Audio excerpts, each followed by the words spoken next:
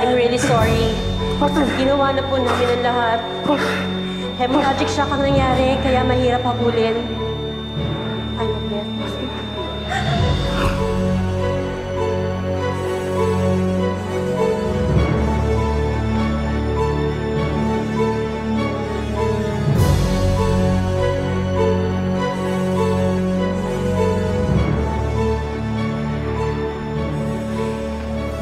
Georgia, bakit mo ba ako pinapunta dito? Alam mo, buti na lang nandito ako sa area. Uy, Georgia, okay ka lang? Bakit ka tulala dyan? Wala na si Austin. Wala na siya, Selma. Oh my God. Totoo ba to?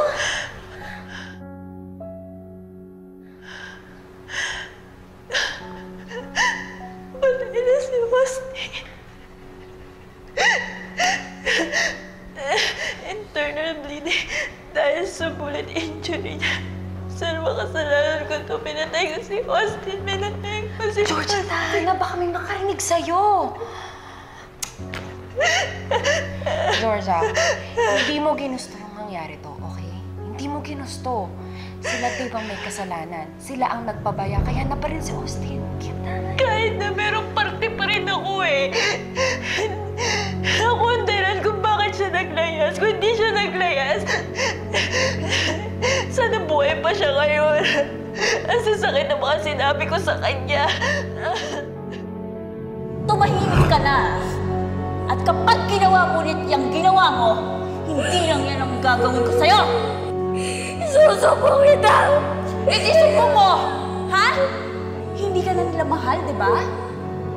Dahil kung mahal ka nila, gagawin nila ang gusto mo. At kapag lumabas tong baby ko, yun na ang mahalanda. At kapag nagkaanak na ang mami mo kay Angel, etsyopwera ka na! Ha? Wala na may gusto sa'yo! Wala na may nagmamahal sa'yo!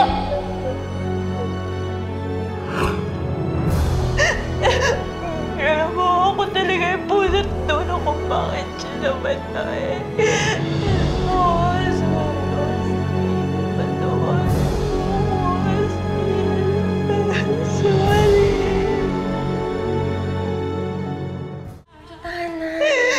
Hindi ikaw may kasalanan, okay? Hindi ikaw.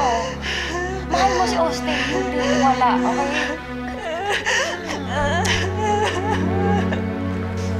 What's wrong?